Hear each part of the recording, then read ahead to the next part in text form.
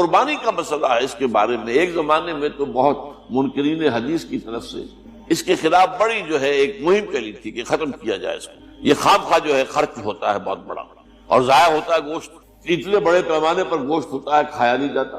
اچھا ایک زمانے میں فریج بھی نہیں تھے، یہ بھی نہیں کہ آپ محفوظ کر دیں، گوشت ضائع بھی ہو سکتا تھا، اور بھی چیزیں جو ہے وہ گوشت کی وہ صحیح طور سے استعمال نہیں ہوتی، تو اس کے اوپر بڑا پروپیگنڈا منکرین حدیث کا رہا کہ یہ جو ہے قربانی صرف حج کے موقع پر ہے۔ میں اس کی نفی کے لیے آج آپ کو بتا رہا ہوں کہ سورہ حج کے اندر جو دو رکوع ہیں، ایک چوتھا ایک پانچواں، چوتھے رکوع میں بھی قربانی کا ذکر ہے، پانچویں میں بھی قربانی کا ذکر ہے۔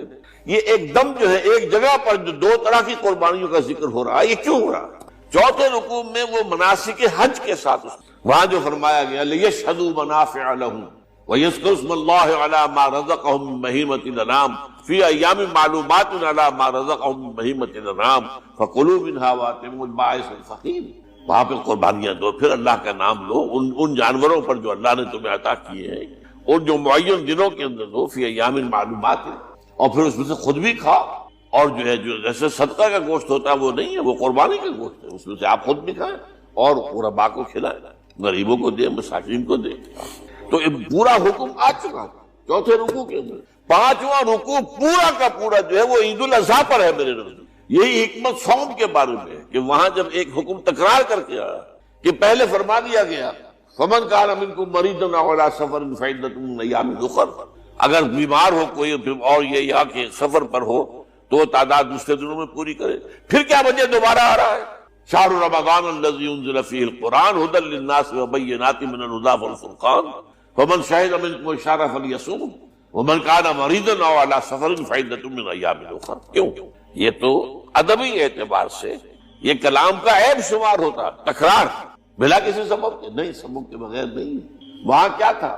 وہاں ان دو رعایتوں کے ساتھ تیسری بھی شامل تھی کہ اگر صحیح ہو اور مقیم ہو پھر بھی روزہ نہ رکھو تو ایک مسکین کو کھانا کھلا دو۔ یہ رعایت ختم ہوئی ہے رمضان کے روزے کے ساتھ، اب رکھنا پڑے گا روزہ، اور اگر بیمار ہو یا سفر پر ہو تو ٹھیک ہے دوسرے دنوں میں پورا کرو، پورا کرنا لازم ہے۔ تو یہ چیز جو ہے یہ در حقیقت کسی وجہ سے ہو، بالکل یہی بات ہے سورہ حج کے چوتھے رکوع کے اندر وہ جو قربانی ہے حج کے ساتھ اس کا ذکر آ چکا۔ اب سنیے یہ جو آ رہا ہے، فرمایا وَلِكُلِّ أُمَّةٍ جَعَلْنَا مَنْسَكًا، ہر امت پر ہم نے ایک جو ہے قربانی کا معاملہ نازل وہ جو ہے فرض کیا ہے۔ میں نے چونکہ آج شروع میں کہا تھا کہ صوم اور حج میں کچھ مشابہتیں ہیں، دیکھیے صوم کا حکم بھی آیا تھا تو کس طور سے آیا تھا؟ یا ایھا الذین آمنوا کتب علیکم الصیام کما کتب علی الذین من قبلکم لعلکم تتقون، اہل ایمان تم پر روزہ رکھنا فرض کیا گیا جیسے کہ فرض کیا گیا تھا ان پر جو تم سے پہلے تھے۔ یہاں پر اسی حوالے سے بات ہو رہی ہے کہ اے مسلمانوں یہ قربانی صرف تم پر فرض نہیں کی جا رہی، یہ تو ہر امت پر، ہر نبی ہر رسول کی امت پر۔ وَلِكُلِّ أُمَّةٍ جَعَلْنَا مَنْسَكًا لِيَذْكُرُوا اسْمَ اللَّهِ عَلَيْهَا، تاکہ وہ نام لیں اللہ کا، عَلَىٰ مَا رَزَقَهُم مِّن بَهِیمَةِ الْأَنْعَامِ، جو کچھ اللہ تعالیٰ نے انہیں رزق دیا ہے۔ یہ چوپائے جو ہیں حیوانات قسم کے، ان پر اللہ کا نام لے کر چھری پھیری جائے، اللہ کے نام سے ان کو ذبح کیا جائے۔ فَإِلَٰهُكُمْ إِلَٰهٌ وَاحِدٌ فَلَهُ أَسْلِمُوا، تو یہ جان لو کہ اس قربانی کی اصل روح کیا ہے؟ وہ یہ ہے کہ اللہ تمہارا ایک الہ ہے، اسی کے سامنے تمہیں سر جھکانا ہے۔ یہ روح تقوی اگر نہیں ہوگی تو یہ قربانی بے معنی ہو جائے گی۔ نماز و روزہ و قربانی و حج یہ سب باقی ہیں، تو باقی نہیں ہے۔ جب اللہ تعالیٰ کے ساتھ تعلق نہیں ہے تو یہ ساری چیزیں ریچولز بن جائیں۔ اب یہ بھی ہوتا ہے 20 25 ہزار کے بکرے جو ہیں وہ لوگ لیتے ہیں، پھر ان کو گھماتے ہیں پھراتے ہیں، ان کے اوپر ریشمی چادریں چڑھاتے ہیں، ان کو جو ہے وہ مہندی لگا کر، بہرحال وہ چیزیں جو ہیں یہ اظہار اس طرح کا یہ تو پسندیدہ نہیں ہے۔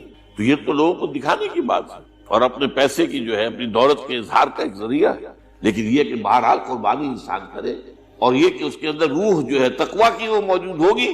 فَإِلَٰهُكُمْ إِلَٰهٌ وَاحِدٌ فَلَهُ أَسْلِمُوا وَبَشِّرِ الْمُخْبِتِينَ، اور اے نبی ان لوگوں کو بشارت دے دیجئے کہ جو اللہ کے سامنے جھکے رہتے ہیں، خشوع اور خضوع کی شکل اختیار کرتے ہیں۔ الَّذِينَ إِذَا ذُكِرَ اللَّهُ وَجِلَتْ قُلُوبُهُمْ، وہ لوگ کہ جب اللہ کا نام لیا جائے تو ان کے دل لرز اٹھتے ہیں۔ وَالصَّابِرِينَ عَلَىٰ مَا أَصَابَهُمْ، اور صبر کرنے والے جبکہ اس چیزوں پر کہ جو اللہ کی طرف سے ان پر آ گئی، وہ مصیبتیں، کوئی تکالیف۔ وَالْمُقِيمِ الصَّلَاةِ، اور نماز کو قائم کرنے والے۔ وَمِمَّا رَزَقْنَاهُمْ يُنْفِقُونَ، اور جو کچھ ہم نے انہیں دیا ہے اس میں سے خرچ کرنے والے۔ یہ ایک نظام ہے پورا کا پورا جو اس آیت میں بیان کر دیا گیا، اس کا ایک جز جو ہے وہ یہ بھی ہے وَلِكُلِّ أُمَّةٍ جَعَلْنَا مَنْسَكًا، یہ قربانی کا معاملہ جو ہے یہ بھی ہم نے ہر امت کے اوپر فرض کیا، ہر امت جو ہے اس کے اوپر لازم کیا گیا، اور مسلمانوں آج تم پر بھی لازم کیا جا رہا ہے۔ وَالْبُدْنَ جَعَلْنَاهَا لَكُم مِّن شَعَائِرِ اللَّهِ، اور یہ جو قربانی کے اونٹ ہیں، یہ خاص طور پر چونکہ عرب میں تو اونٹ کی قربانی ہوتی تھی، دوسرے جانور تو وہاں کم ہوتے ہیں، اور بہرحال ان کی قیمتی متاع بھی اونٹ ہے۔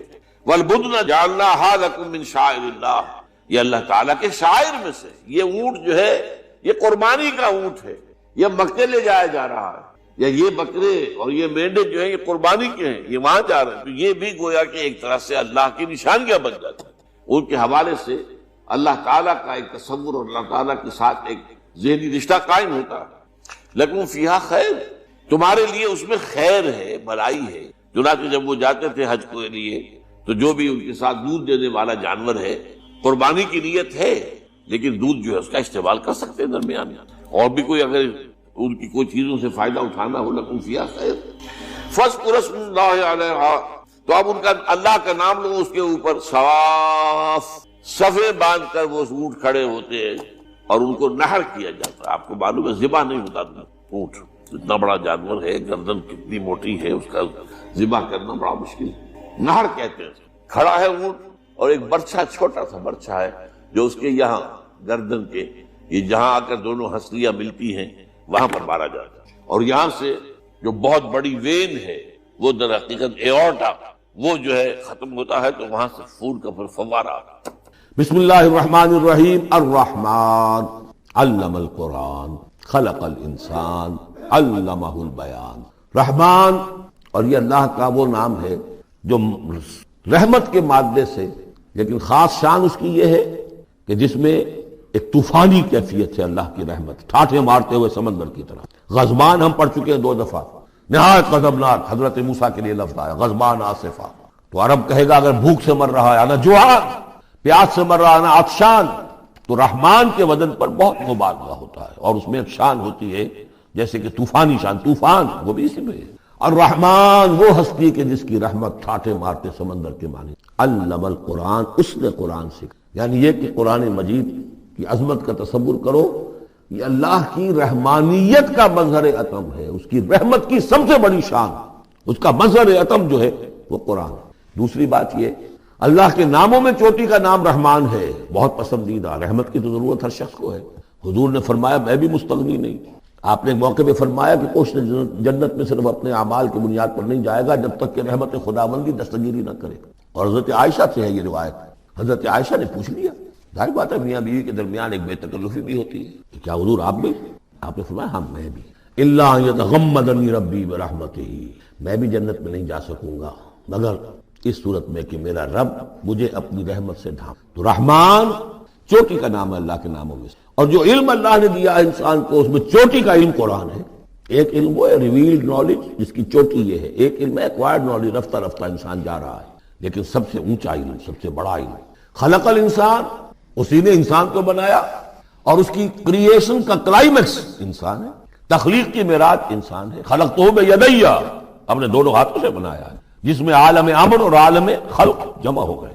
اس سے آگے علمہ البیان، جو صلاحیتیں انسان کو دی ہیں ان میں چوٹی کی صلاحیت جو ہے بیان ہے۔ انسان کو کہا گیا حیوان ناطق، نطق، قوت بیان، اور یہ بات ہمیں معلوم ہے کہ یہ جو انسان کا جو برین ہے، ظاہر بات ہے گوریلاز میں بھی ہے، چمپینزیز میں بھی ہے، اور بھی حیوانات کے اندر بھی ہے، گھوڑے کا بھی برین ہے، لیکن یہ برین جیسے جیسے رفتہ رفتہ لوئر اینیمل سے اوپر آپ آ کر دیکھتے ہیں، ہائیسٹ انسان کے اندر آ کر اس کا جو گرے میٹر ہے، وہ جو ہائیسٹ ایوالڈ فارم ہے، اس میں مختلف ایریاز ہیں۔ یہ ویژن کا ایریا ہے، آنکھ سے جو انفارمیشن جا رہی ہے وہ پھر ڈیسائفر ہوتی ہے گرے میٹر کے اس پچھلے حصے کے اندر، ہیئرنگ ایریا ہے۔ لیکن سب سے بڑا رقبہ جو ہے وہ ہے سپیچ سینٹر، اور اس کے 2 حصے ہیں، دوسرے کی بات سننا اور سمجھنا، پھر اپنی بات کہنا، یہ 2 ایسپیکٹس ہیں۔ تو سپیچ سینٹر، اس میں دونوں چیزیں آ جائیں گی، کلام کا فہم اور پھر کلام کو دوسروں تک پہنچانا۔ تو علمہ البیان، اللہ نے صلاحیتیں تو اور بھی دی انسانوں کو بہت سی، آنکھ بھی دی، کان بھی دیا، لیکن یہ آنکھ اور کان تو حیوانات میں بھی ہے، بلکہ بعض حیوانات کی بصارت ہم سے کہیں زیادہ آگے ہے. بعض حیوانات وہ ہیں کہ جنہیں روشنی کی بھی ضرورت نہیں دیکھنے کے لیے، بغیر اندھیرے میں بھی دیکھتے، ہم تو اندھیرے میں نہیں دیکھ سکتے. اس طرح کان، گھوڑے کا کان جو ہے اس کے کان کھڑے ہو جاتے ہیں اینٹنا کی طرح سے، اگر کہیں سے آہٹ ہو. جب یہ آپ نے گھوڑ سوار نے کچھ نہیں دیکھا، کھلا سنا ہے، لیکن ذرا سی آہٹ کہیں کہ گھوڑے نے سن لی. اس حوالے سے باقی چیزیں جو ہیں ان میں تو یہ کہ علیحدہ علیحدہ گنا جائے گا تو صلاحیتیں باقی شاید انسان سے بہتر بھی دوسرے حیوانات میں. سونگھنے کی صلاحیت کتے میں جتنی ہے ہمارے پاس تو 1/100 بھی نہیں ہے. حیوانات میں سونگھنے کا ایریا جو ہے وہ بہت بڑا ہوتا ہے برین کے اندر، وہ سونگ کر چیزوں کو اندازہ کرتے ہیں کھانے کی ہے کہ نہیں ہے. لیکن انسان کے ہاں آ کر ہائیسٹ لیول آف برین میں یہ اسپیچ سینٹر ہے. اب یہ جو 4 آیتوں سے 3 جملے بنے، الرحمن آیت 1 ہو گئی لیکن جملہ تو نہیں بنا. الرحمن مبتدا ہے، علم القرآن خبر ہے، جملہ اب بنا. تو جملے 3 ہوئے، الرحمن علم القرآن خلق الانسان علمہ البیان. اس کو جو ریشو پروپورشن کا قاعدہ ہوتا تھا نسبت و تناسب کا حساب میں، ارتھمیٹک میں 3 ویلیوز دی گئی ہیں، چوتھی تلاش کرو. چوتھی ویلیو اس میں کیا ہے جو مضمر ہے، چھپی ہوئی ہے. انسان کو جو بہترین صلاحیت اللہ نے دی ہے قوت بیان، اس کا مصرف بھی ہونا چاہیے بہترین. اس کا بہترین مصرف یہ ہے کہ قرآن سمجھو اور سمجھاؤ، قرآن پڑھو اور پڑھاؤ. جیسے کہاوت ہے کہ توپ اس لیے نہیں بنتی کہ اس سے مکھیاں ماری جائیں، اسی طرح اتنی بڑی صلاحیت جو تمہیں اللہ نے دی ہے، اسی صلاحیت کو وکلا استعمال کرتے ہیں. جو اچھا آرگو کر سکے اس کی فیس بڑھتی چلی جاتی ہے. ڈیماگوگ کوئی لیڈر ہے بڑی اچھی تقریر کر سکتا ہے، وہ مرنے مارنے پر جو ہے مجمع کو آمادہ کر دے گا، لوگوں کو آمادہ کر دے گا، وہ اپنی گردنیں کٹوا دیں گے، لیڈر بن جائے گا. تو یہ صلاحیت جو ہے اس لیے نہیں ہے کہ تو دنیا میں لیڈریاں اپنی بناؤ اس کے ذریعے سے. اس کا مصرف کیا ہے؟ قرآن سمجھو اور سمجھاؤ. یہ ہے بیان، اللہ کا بیان. اس بیان کو سمجھنا، پہلے تو اسپیچ سینٹر کا وہ حصہ جو ہے اس کو سمجھے، اور پھر اسپیچ سینٹر کا جو دوسرا جو حصہ ہے وہ اس کو بیان کر. چنانچہ اس کو کھول کر بیان کر دیا محمد رسول اللہ صلی اللہ علیہ وسلم نے. حدیث ہے آپ کی جس کے راوی ہیں عثمان ابن عفان. دیکھیے نام کے اندر بھی وہ قافیہ مل رہا ہے، الرحمن علم القرآن خلق الانسان علمہ البیان عن عثمان ابن عفان.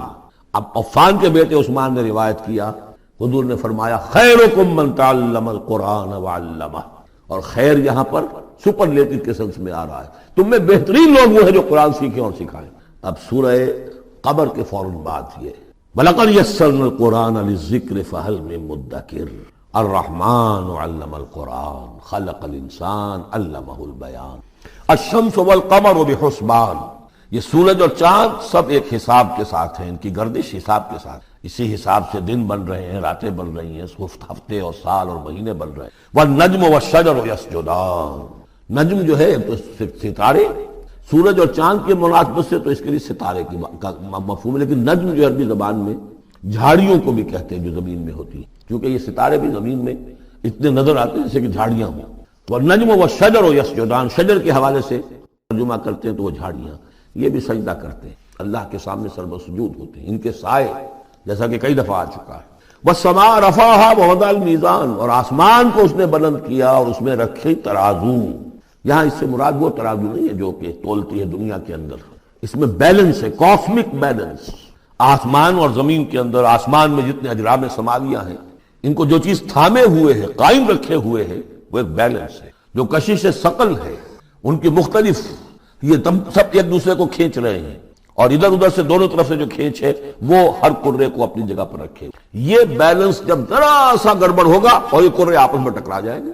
فاصلے ہی کہیں تو ہوتا ہے conversely proportional to the distance. لہذا وہ جو گریویٹیشنل فورس ہے، اگر ایک طرف سے ذرا فاصلہ کم ہو گیا، اس کا مطلب دوسری طرف بڑھ گیا، تلپٹ ہو جائے گا. تو یہ کاسمک بیلنس ہے. وَالسَّمَاءَ رَفَعَهَا وَوَضَعَ الْمِيزَانَ أَلَّا تَطْغَوْا فِي الْمِيزَانِ. دیکھو اس میزان میں، اس توازن میں، یہ جو بیلنس ہے یہاں کا، اس میں کوئی کمی بیشی نہ کرو، بد زیادتی کرو. وَأَقِيمُوا الْوَزْنَ بِالْقِسْطِ وَلَا تُخْسِرُوا الْمِيزَانَ. اور قائم رکھو وزن کو قسط کے ساتھ، عدل کے ساتھ، اور اس کے اندر کہیں کوئی کمی نہ کرو. نہ تطغوا نہ تخسروا، نہ کمی نہ زیادتی. کہیں فاصلہ بڑھ جائے گا تب بھی خرابی، کہیں فاصلہ کم ہو جائے گا تب بھی خراب. والارض وضعها للانام. الفاظ کی مناسبت سے بعض لوگوں نے سمجھا کہ ترازو ہی مراد ہے، تو ٹھیک ہے، اس میں کوئی حرج نہیں ہے اگر مراد لی جائے، لیکن ترتیب دیکھیے جس طرح یہ آ رہا ہے الشمس والقمر بحسبان. اب اس کے حوالے سے یہ گویا کہ کاسموس کی بات ہو رہی ہے. اس کاسموس کی بات کے بعد نیچے اتر کے والارض وضعها للانام، تدریجاً نیچے آ رہے ہیں. اور زمین کو ہم نے بنا دیا، رکھ دیا لوگوں کے لیے، پست کر دیا، ان کے قدموں میں بچھا دیا اپنی مخلوقات کے لیے، اور مخلوقات میں انسان بھی ہیں، جنات بھی ہیں۔ فیہا فاکہۃ، اس میں میوے ہیں، والنخل، اور کھجوریں ہیں، ذات الاکمام، جن پر کے غلاف چڑھے ہوتے ہیں، والحب ذو العصف، اور اناج ہے جس کے ساتھ بس بھی ہوتا ہے، والریحان، اس کے دو ترجمے ہیں، ایک تو یہ کہ اور خوشبودار پھول بھی ہیں، یا یہ کہ اور دوسری غذائیں بھی ہیں۔ فَبِأَيِّ آلَاءِ رَبِّكُمَا تُكَذِّبَانِ، عام طور پر جو ترجمہ ہے اس میں اعلیٰ کا ترجمہ کیا گیا ہے نعمتیں، لیکن اصل میں یہاں نعمت، قدرت، ان دونوں کو جمع کی، کہیں وہ نعمت کا تذکرہ ہے، کہیں اللہ کی قدرت کا ذکر، اس کی قدرت کی نشانیاں ہیں۔ فَبِأَيِّ آلَاءِ رَبِّكُمَا تُكَذِّبَانِ، تو تم اپنے رب کی کون کون سی نعمتوں اور قدرتوں کا انکار کرو گے۔ تکذبان صیغہ ہے تثنیہ کا، دونوں سے خطاب ہو رہا ہے، انسانوں سے اور جنوں سے، اور یہ بات آگے چل کر واضح ہو جائے گی۔ خلق الانسان من صلصال کالفخار، ہم نے بنایا انسان کو اس صلصال سے، اس سوکھی ہوئی خشک مٹی سے، وہ گارا سنا ہوا گورا، صلصال من حمإ مسنون، اور جب وہ اتنا سوکھ گیا کہ کھنکنے لگا، کالفخار، جیسے ٹھیکرا ہوتا ہے، اس سے بنایا۔ وَخَلَقَ الْجَانَّ مِن مَارِجٍ مِّن نَار، اور جنات کو ہم نے بنایا آگ کی لپٹ سے، جس کو کہ ہم اس سے پہلے پڑھ چکے ہیں سورہ ہجر میں، نار السموم، لو جیسی ہوتی ہے جس کے اندر کی آگ ہوتی ہے۔ تو ایسے ہی وہ جو فلیم ہوتا ہے، شعلہ، اس کا ایک حصہ تو ہے جو نظر آتا ہے، اور ایک حصہ وہ جو نظر نہیں آتا، وہ جو اوپر کا حصہ ہے وہ ہے جہاں سب سے زیادہ ہیٹ ٹیمپریچر ہائیسٹ وہاں ہوتا ہے، وہ ہے مارج من نار۔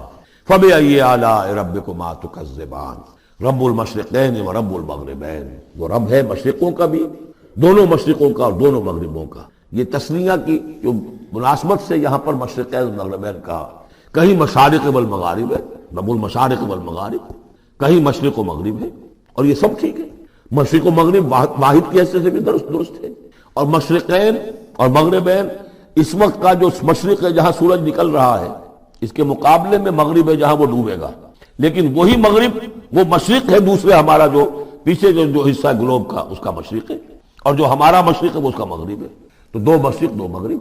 پھر یہ کہ ہر نقطہ جو ہے زمین پر وہ مشرق بھی ہے مغرب بھی ہے، کسی نہ کسی وقت وہاں پر سورج جو ہے طلوع ہو رہا ہے، کبھی وہاں پر غروب ہو رہا ہے، تو مشارق والمغارب۔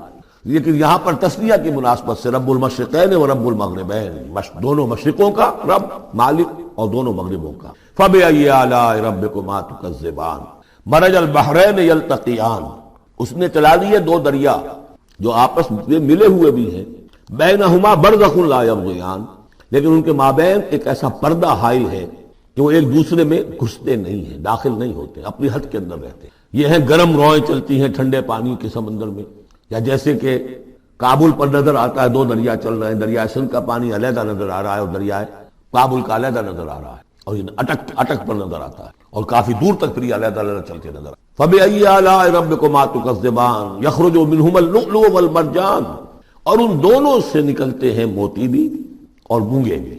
فَبِأَيِّ آلَاءِ رَبِّكُمَا تُكَذِّبَانِ وَلَهُ الْجَوَارِ الْمُنشَآتُ فِي الْبَحْرِ كَالْأَعْلَامِ، اور ان کے اس کے لیے ہی ہیں، اللہ ہی کی ملکیت ہے، وہ پہاڑ جیسے جہاز، جوار المنشآت، پھر جو اونچے کھڑے رہتے ہیں اور سمندر میں ایسے ہوتے ہیں جیسے پہاڑ۔ پچھلے زمانے میں بھی تو اگرچہ بادبانی ہوتے تھے، جب بادبان کھل جاتے تھے تو بڑی اونچی جو ہے بادبان ہوتے تھے، پہاڑ کی طرح، پہاڑی ہیں چھوٹی چھوٹی، اور آج جو کچھ چلتے ہیں بڑے بڑے جہاز، ان کو جو دیکھیں تو واقع تو وہ پہاڑ ہوتے ہیں سمندر میں۔ فَبِأَيِّ آلَاءِ رَبِّكُمَا تُكَذِّبَانِ كُلُّ مَنْ عَلَيْهَا فَانٍ، اب یہ جو یہاں آئی ہیں اب تک آیات، اللہ کی صنائی، اللہ کی قدرت نوٹ کریں گے جب ہم سورہ واقعہ پڑھیں گے۔ پہلے آیا ذکر قرآن، اس کی عظمت، اور اس کا جو ایک مضمر ہے چیز کہ انسان کو اس قرآن کی عظمت اور فضیلت کو سمجھ کر، اگر اللہ نے وہ جو شعر علامہ اقبال کا، اگر یک قطرہ خون داری، اگر مشتے پرے داری، بیا با من تو آ موزم طریق شاہ بازی را، اگر تمہارے جسم میں کوئی قطرہ خون ہے اور کوئی مٹھی بھر پر بھی تمہیں دے رکھے ہیں، اے چڑیا اے بیا، آؤ کہ میں تمہیں شاہ بازی کے طریقے سکھاؤں۔ اسی طریقے سے اگر تمہیں بولنے کی صلاحیت دی ہے اللہ، تو اس کا مصرف کیا ہے؟ خیرکم من تعلم القرآن وعلم، سمجھنے کی صلاحیت دی ہے، قرآن سمجھو، بیان کرنے کی صلاحیت دی ہے، بیان کرو قرآن۔ پھر یہ کہ اللہ تعالیٰ کی تخلیقی قوت، اس کا تذکرہ، وہاں آپ دیکھیں گے یہ بالکل الٹی یہی ترتیب ہوگی، آخر میں قرآن مجید کی عظمت، اس سے پہلے اللہ کی تخلیقی عظمت، اللہ کے یہی جو آلہ ہے۔ اس کے بعد اب پہلے جہنم والوں کا تذکرہ یہاں ہو رہا ہے، وہاں بعد میں ہوگا۔ فرمایا کل من علیہا فان، جو بھی ہے اس زمین پر جو بھی مخلوقات ہیں سب فنا ہونے والی۔ وَيَبْقَى وَجْهُ رَبِّكَ ذُو الْجَلَالِ وَالْإِكْرَامِ، باقی تو رہے گا صرف تیرے رب کا منہ، تیرے رب کا چہرہ جو بہت بزرگی والا ہے اور بہت عظمت والا۔ اب یہ کہ اللہ کا چہرہ ہم کیا اس کو نہیں سمجھ سکتے، آیات متشابہات میں جو اس کا مفہوم سمجھیں گے وہ یہ ہے اللہ کی ذات باقی سب چیز اللہ تعالیٰ کے سوا سب فانی، پوٹینشلی سب فانی ہے، اپنے طور پر سب کسی کا وجود جو ہے اپنے بل پر قائم نہیں ہے۔ اللہ جب تک قائم رکھے تو در حقیقت وہ خود اپنے بل پر قائم نہیں ہے، وہ تو اللہ تعالیٰ نے ان کو قائم رکھا ہوا ہے۔ کل من علیہا فان اللہ باقی من کل فان، اللہ ہی باقی ہے، باقی تمام فانی ہے۔ وَيَبْقَى وَجْهُ رَبِّكَ ذُو الْجَلَالِ وَالْإِكْرَامِ فَبِأَيِّ آلَاءِ رَبِّكُمَا تُكَذِّبَانِ يَسْأَلُهُ مَنْ فِي السَّمَاوَاتِ وَالْأَرْضِ، جو بھی ہے آسمان اور زمین میں وہ سب اس کے در کے سوالی ہیں، اسی سے مانگ رہے ہیں۔ وجود بھی ملا ہے اسی سے، حیات کسی کے پاس ہے دی ہوئی ہے اسی کی، کوئی صلاحیت ہے تو دی ہوئی ہے اسی کی، کوئی ذہانت ہے تو دی ہوئی ہے اسی کی، روز کا رزق جو آ رہا ہے اسی کا عطا کر، ہر ایک سائل ہے۔ واللہ هو الغنی وانتم الفقراء، تم سب کے سب محتاج ہو، تمہارا وجود مستعار، تمہاری حیات مستعار، تمہیں علم جو دیا اس نے دیا جتنا دیا۔ ولا یحیطون بشیء من علمہ الا بما شاء، تو تمہاری کیفیت یسألہ من فی السماوات والارض، اسی سے مانگتا ہے جو بھی ہے آسمانوں میں اور زمین میں۔ کل یوم ہوا فی شان، وہ ہر دن ایک شغل میں ہے، اس کی ایک مصروفیت ہے۔ یا میرے نزدیک اشارہ ہے اسی بات کی طرف، یدبر الامر من السماء الى الارض ثم يعرج الیہ فی یوم کان مقدارہ الف سنۃ مما تعدون۔ تدبیر امر ہے، ایک دن کی تدبیر وہ کرتا ہے، کیا کچھ واضح وہ ایک دن اس کا 1000 سال کا ہے، اس میں کیا کیا ہونا ہے، کس طرح سے ہونا ہے، پھر وہ احکام کی تنفیذ ہوتی ہے، پھر اس کی رپورٹ ہے، اس کو واپس جاتی ہے۔ تو کل یوم ہوا فی شان، وہ کوئی ایک یوں سمجھیے کہ کوئی اسٹیٹک کوئی حقیقت نہیں ہے، خود اس کی مصروفیات۔ کل یوم ہوا فی شان، نئی شان کے ساتھ اس کا ظہور ہوتا ہے۔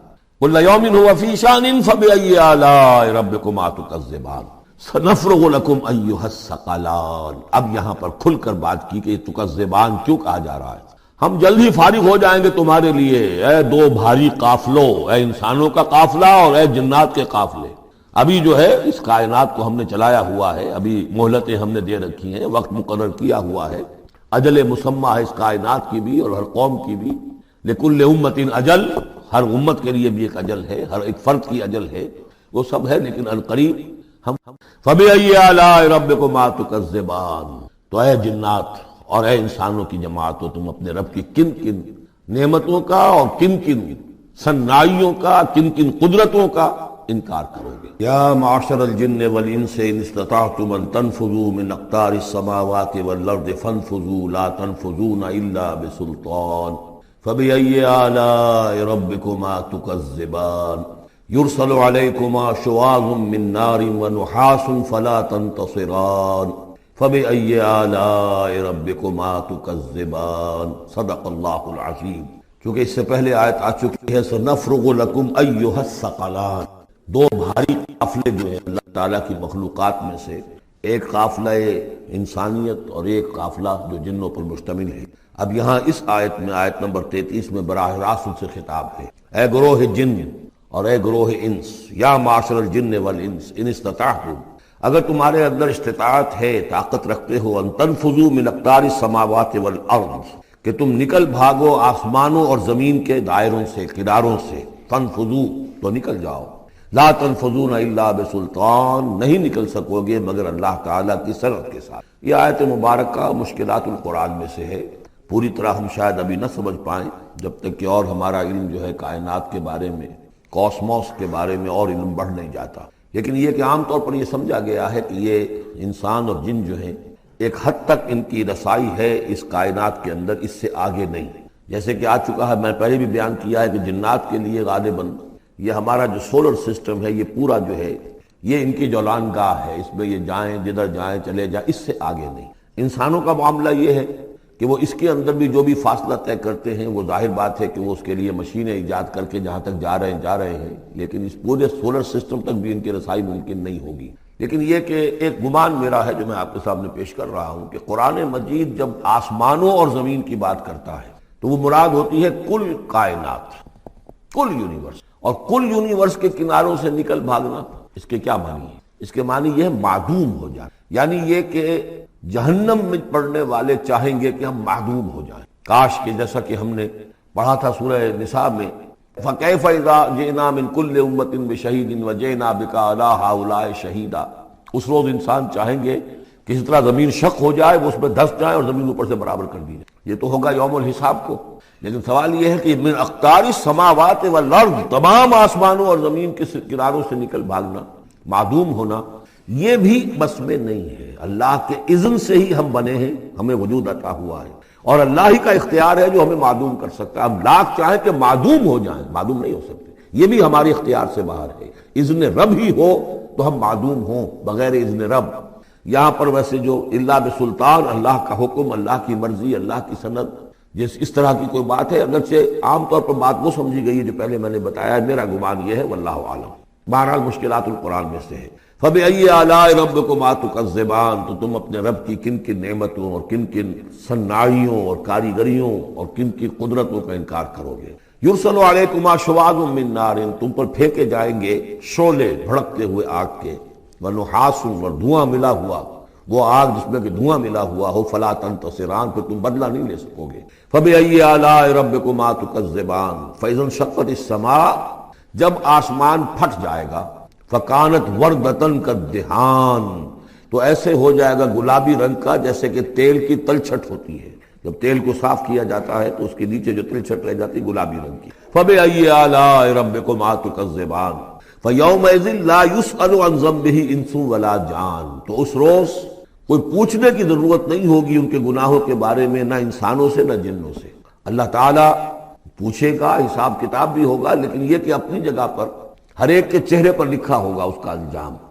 بل الانسان علی نفسہ بصیرہ، چنانچہ کئی جگہ قرآن مجید میں نقشہ کھینچا گیا ہے، میدان قیامت میں جب لوگ کھڑے ہوں گے، کچھ لوگوں کے چہرے تر و تازہ ہوں گے، کچھ لوگوں کے اوپر مردنی چھائی ہوئی ہوگی۔ اس کی مثال بہترین ہوتی ہے ہائی سکولز کے اندر، ہر سال جب ڈکلیئر کرتے ہیں امتحان، سالانہ امتحان کا نتیجہ، تو جب کھڑے ہوتے ہیں طالب علم سننے کے لیے، تو بعض لوگوں کے چہروں کے اوپر لکھا ہوتا ہے کہ یہ فیل ہونے، اس لیے کہ انہیں معلوم ہے لکھ کر کے آئے تھے ہم، اور بعض کے چہرے تر و تازہ ہوتے ہیں، انہیں اگر فکر ہوتی تو اس کی کہ میں فرسٹ آتا ہوں یا نہیں آتا، بس اس کی تشویش ہو سکتی ہے، لیکن یہ کہ انہیں کوئی اندیشہ یہ نہیں ہوتا کہ وہ فیل ہو جائے۔ تو فَيَوْمَئِذٍ لَا يُسْأَلُ عَنْ ذَنبِهِ إِنسٌ وَلَا جَانٌ، اس دن پوچھا جانا ضروری نہیں ہوگا کسی سے بھی، نہ جن سے نہ ان سے، ان کے گناہ کے بارے میں۔ فَبِأَيِّ آلَاءِ رَبِّكُمَا تُكَذِّبَانِ يُعْرَفُ الْمُجْرِمُونَ بِسِیمَاهُمْ، پہچان لیے جائیں گے مجرم اپنے چہروں سے، چہرے ان کے اترے ہوئے ہوں گے، انہیں تو معلوم ہوگا۔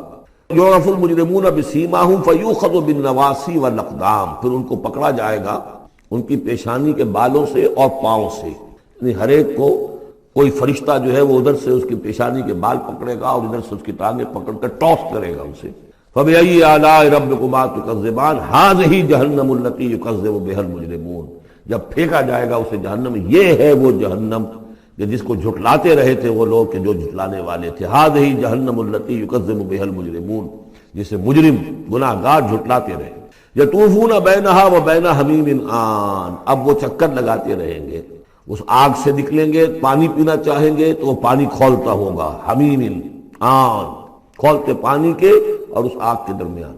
فَبِأَيِّ آلَاءِ رَبِّكُمَا تُكَذِّبَانِ، اب یہ تو اہل جہنم کا انجام ہے جو یہاں بیان ہو گیا۔ یہاں جنتیوں کے انجام سے پہلے ان کا بیان ہے، سورہ واقعہ میں پہلے جنتیوں کا بیان آئے گا اور پھر اہل جہنم کا بیان آئے گا، ترتیب عکسی۔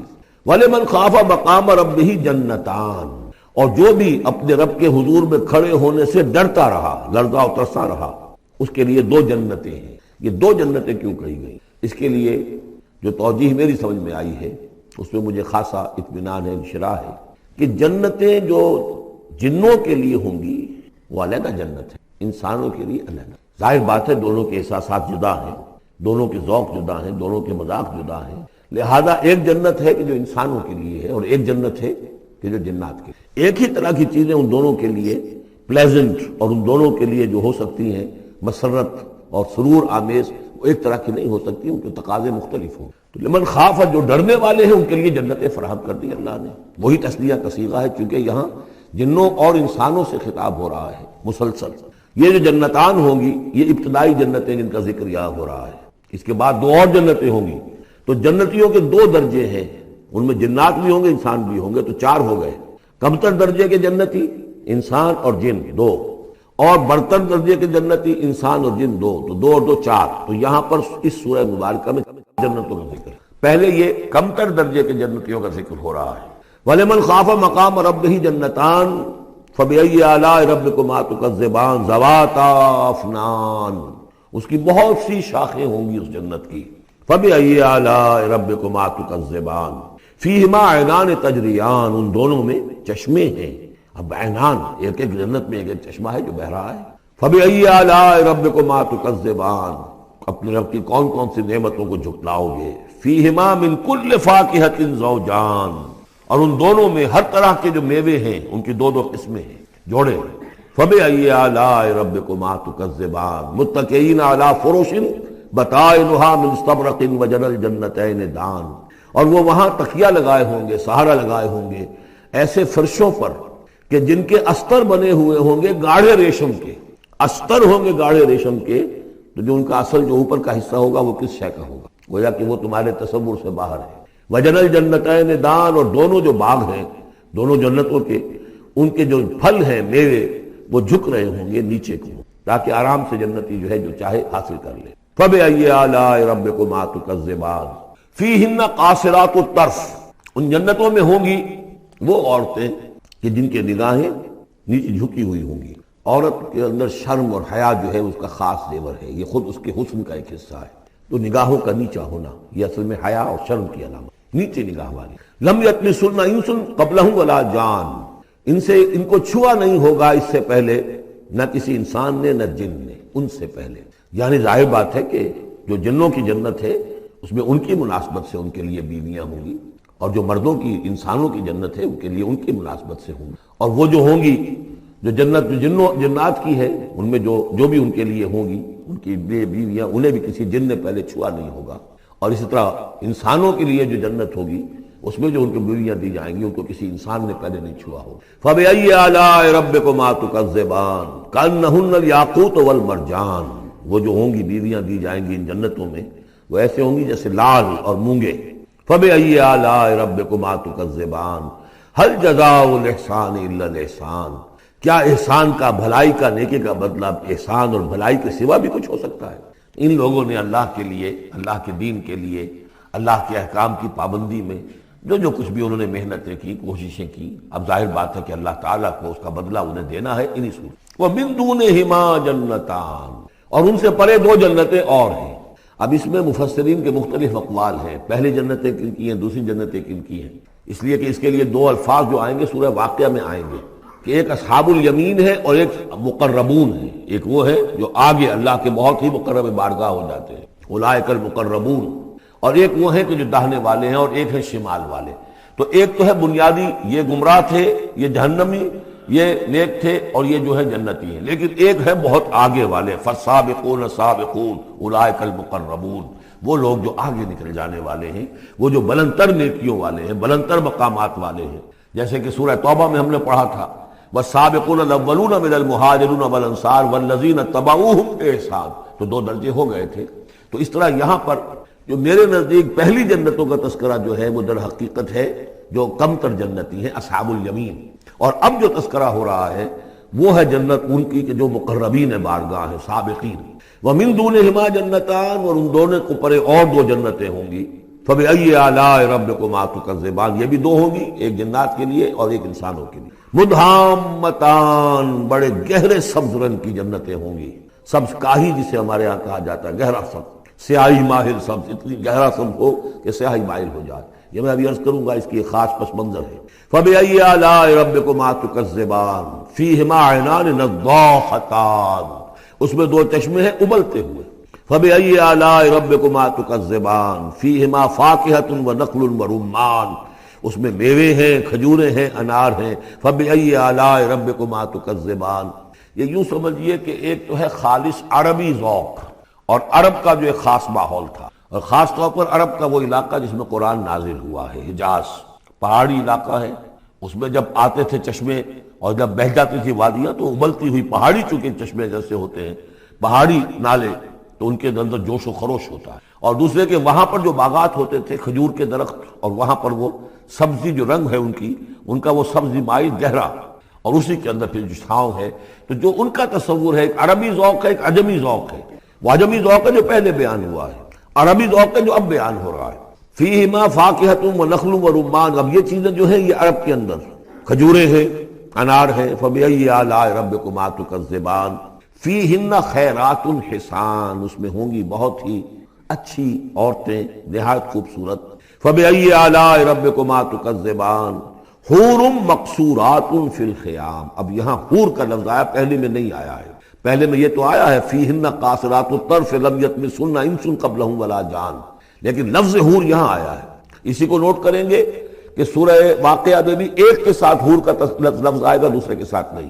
حور مقصورات فی الخیام، اب یہ بھی عرب پس منظر ہے، خیموں میں رہنے والے وہ حوریں کہ جو خیموں میں رکی رہنے والی ہوں گی۔ ظاہر بات ہے کہ وہاں پر تو عام طور پر شہر بہت کم تھے پورے عرب کے اندر، حجاز کے اندر بہت کم، جو عام طور پر جو آبادیاں تھیں وہ خیموں میں رکی رہنے والی ہیں۔ وقرن فی بیوتکن ولا تبرجن تبرج الجاہلیۃ الاولی، وہ شمع محفل نہیں بنتی بلکہ وہ چراغ خانہ بنتی ہیں۔ حور مقصورات فی الخیام فبأي آلاء ربکما تکذبان لم یطمثن انس قبلہم ولا جان، نہیں انہیں چھوا ہوگا ان سے پہلے نہ کسی انسان نے اور نہ کسی جن نے۔ یہ ان دونوں کے میرے نزدیک علیحدہ علیحدہ، جنات کی جو جنت ہے ان میں جو ان کے لیے عورتیں اور بیویاں فراہم کی جائیں گی انہیں کسی جن نے نہیں چھوا ہوگا ان سے پہلے، اور جو انسانوں کے لیے جنت ہوگی وہاں جو انہیں بیویاں دی جائیں گی اور حوریں دی جائیں گی انہیں کسی انسان نے نہیں چھوا ہوگا۔ فبأي آلاء ربكما تكذبان متكئين على رفرف خضر وعبقری حسان، وہ تکیہ لگائے بیٹھے ہوئے ہوں گے سبز مسندوں پر اور بڑے قیمتی اور نفیس بچھونوں پر۔ فبأي آلاء ربكما تكذبان تبارک اسم ربک ذی الجلال والاکرام، بہت بابرکت ہے نام تیرے رب کا جو بہت ذی الجلال بڑائی والا ہے اور اکرام عظمت والا ہے۔